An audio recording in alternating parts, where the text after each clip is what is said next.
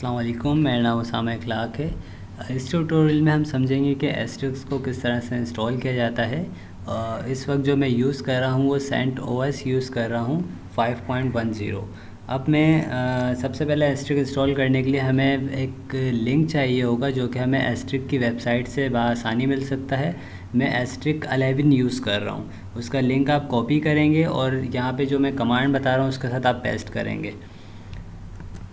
wget command है और link के लिए मैं आपको फ़ाइल शो आउट कर देता हूँ।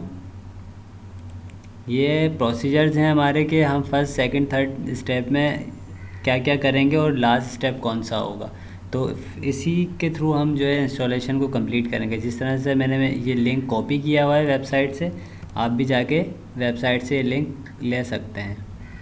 मैंने इसको कॉपी किया और wget के बाद जो है इस लिंक को पेस्ट कर दिया और जस्ट मैंने सिंपल इंटर किया।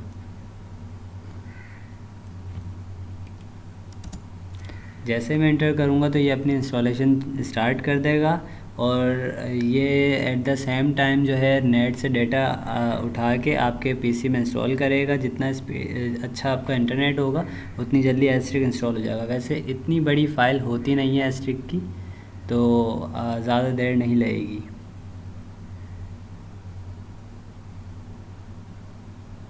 अब ये इंस्टॉलेशन कर रहा है, अपने पैकेट्स को फीच कर रहा है। या आप स्पीड देख सकते हैं किस स्पीड के साथ कर रहा है।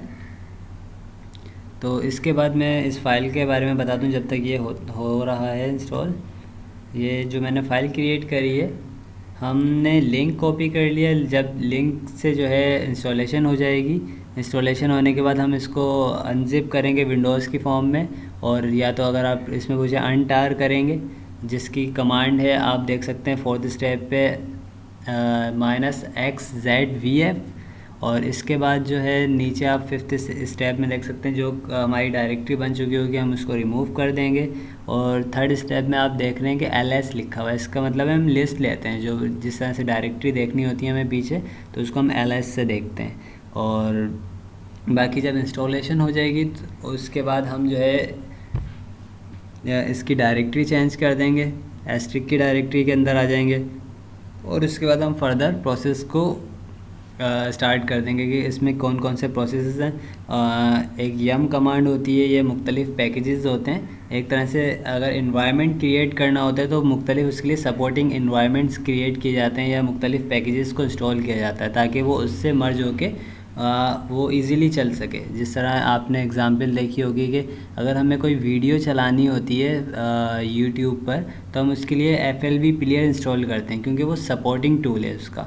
इसी तरह से इस पैकेज के भी सपोर्टिंग कुछ पैकेजेस हैं एस्ट्रिक के लिए, तो वो हम इंस्टॉल करेंगे। वो यम कमांड के थ्रू होता है और यम कमांड के आगे मैंने पैकेजेस के नाम शो आउट किए हुए हैं। जब ये पैकेज इंस्टॉल हो जाएंगे तो उसको हम कॉन्फ़िगर करेंगे। कॉन्फ़िगर करने के बाद हमारे पास मैक कमांड होती है, उसको बनाएंगे उस एनवायरनमेंट को। फिर वो जब बन जाएगा तो इसको इंस्टॉल करेंगे। इंस्टॉल करने के बाद आपको सैम्पल्स क्रिएट कर देंगे, तो ये हमारा पूरा एनवायरनमेंट एक लैब के लिए तैयार हो जाएगा। इस तरह से हम इसकी कॉन्फ़िगरेशन भी कर लेंगे साथ साथ और एस्ट्रिक को इंस्टॉल भी कर देंगे। अब देखते हैं ये कितना हो चुका है। ये 33% हो चुका है। तो इसी तरह से कम्प्लीटली 100% होने के बाद हम सेकंड स्टेप पे इसको लेके जाएंगे।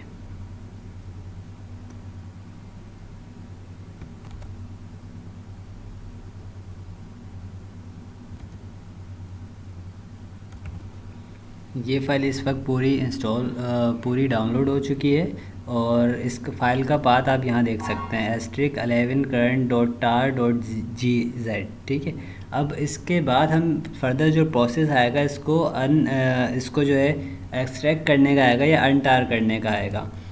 तो उसको हम सिंपली तरीक़े से ये होता है कि LS करते हैं और LS करके इसकी जो फ़ाइल है उसको लोकेट करते हैं कि ये कौन सी लोकेशन पर है। और इसको जो है हम एक कमांड है हमारे पास tar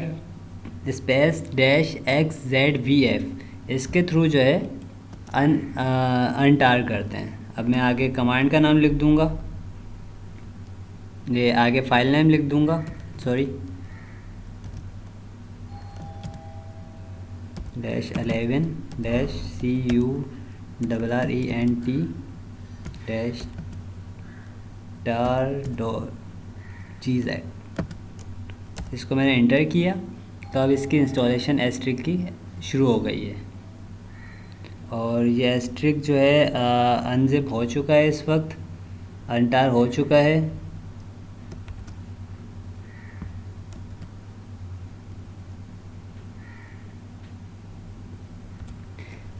अनटार होने के बाद जो है अब हम इसकी जो एक्चुअल डायरेक्टरी बनी थी उसको रिमूव करेंगे।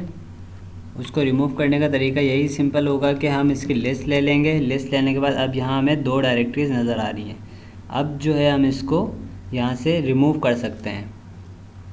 RM लिखेंगे और अगर चाहें तो आप रिमूव कर दें, नहीं तो इसको एक्यूरेट रहने भी दे सकते हैं, कोई इशू नहीं है।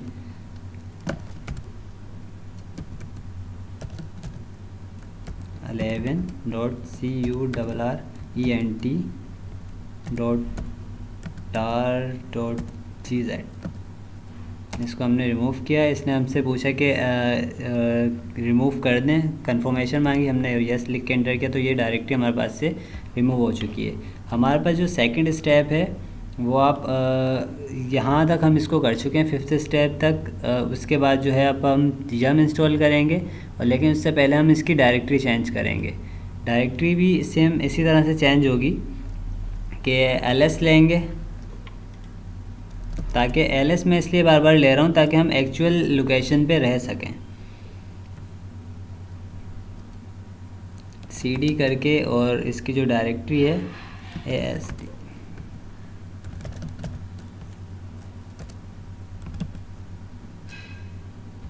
.13.0 ऊपर वाली इंस्टॉलेशन लॉग फाइल है और नीचे जो है हमारे पास इसकी डायरेक्टरी लोकेशन है।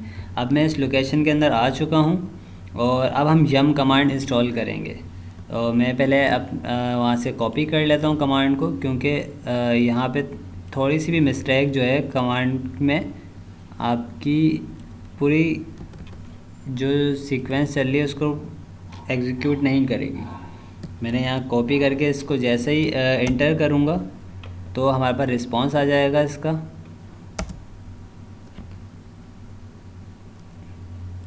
अच्छा, ये मुझे यहाँ पे एक एरर दे रहा है कि यम कमांड नॉट फाउंड। मैं इसको रीचेक करता हूँ।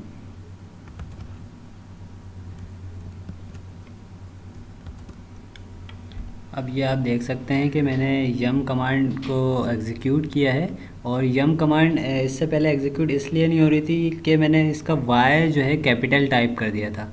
तो आप स्मॉल में ही लिखेंगे, और कमांड में जो है ये बहुत ज़्यादा ख्याल रखना पड़ता है कि स्मॉल लेटर्स में ही आप कमांड को लिखें।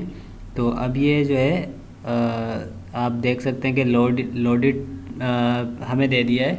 अच्छा, एक इसमें ये भी चीज़ है कि अगर आपके पास ये तमाम चीज़ें जो है प्री लोडेड होंगी तो आपको कह देगा कि ये इन्वायरमेंट आपके पास से पहले बना हुआ है। तो यहाँ आपको लिखा हुआ नज़र आ रहा है कि लोडेड प्लगइन्स, तो इसका मतलब ये है कि पहले से ही ये प्लगइन्स जो हैं इंस्टॉल्ड हैं, और जो नए प्लगइन्स होंगे वो आपको वो इसमें से ले लेगा। अब ये जिस तरह से ये चल रहा है हमारे पास, तो आप इसको देख सकते हैं कि इंस्टॉलेशन चल रही है, और जो नए प्लगइन्स होंगे वो इंस्टॉलेशन के लिए लेगा बस ये।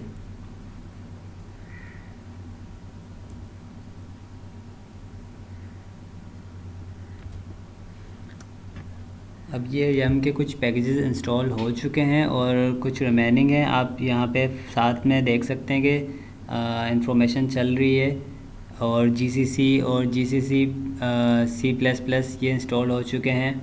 ये at the same time download भी कर रहा है और इसको एग्जीक्यूट भी कर रहा है यहाँ पे।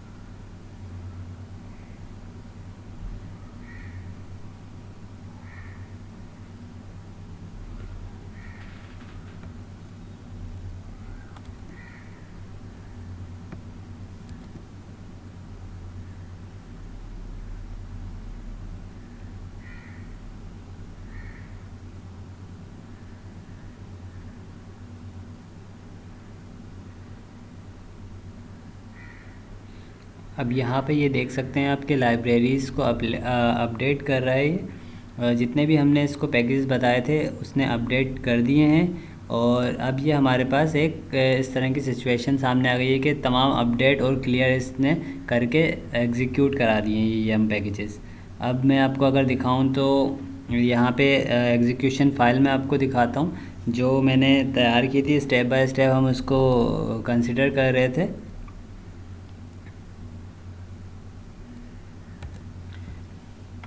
अब ये इंस्टॉलेशन होने के बाद जो है हमें इसकी कॉन्फ़िगरेशन करनी है, जिसकी कमांड है ./configuration।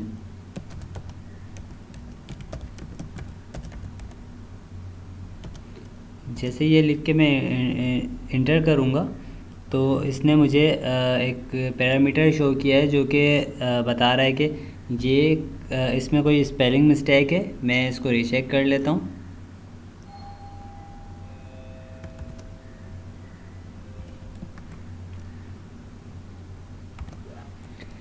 अच्छा, कमांड हमारी सेम थी लेकिन जो प्रॉब्लम आ रही है वो आ रही है हमारे पास कॉन्फ़िगर लिखना है हमें।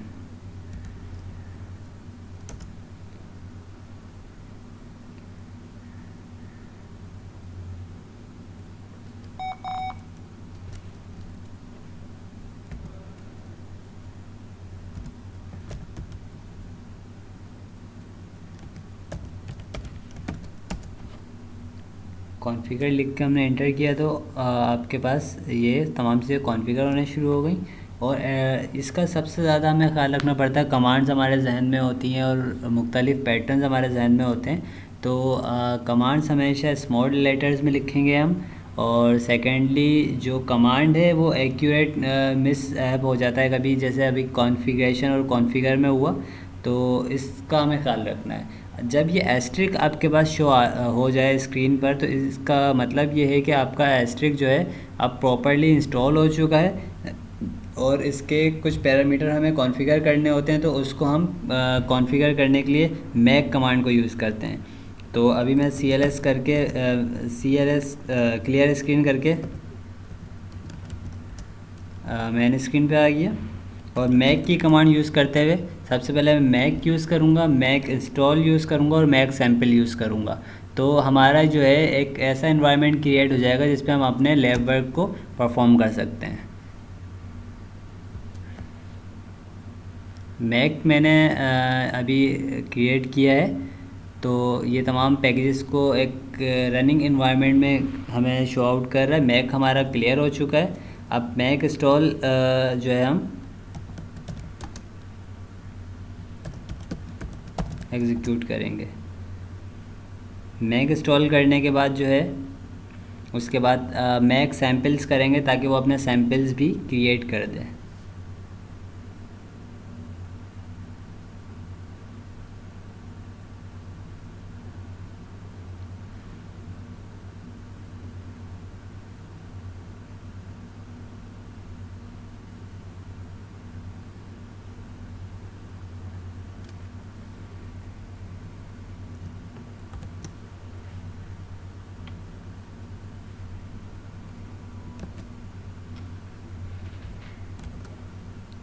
अच्छा, ये तो हमने मैक इंस्टॉल को हमने कॉन्फ़िगर कर लिया। और अब मैक सैम्पल्स करेंगे ताकि सैम्पल्स भी हमारे पास जनरेट हो जाएं।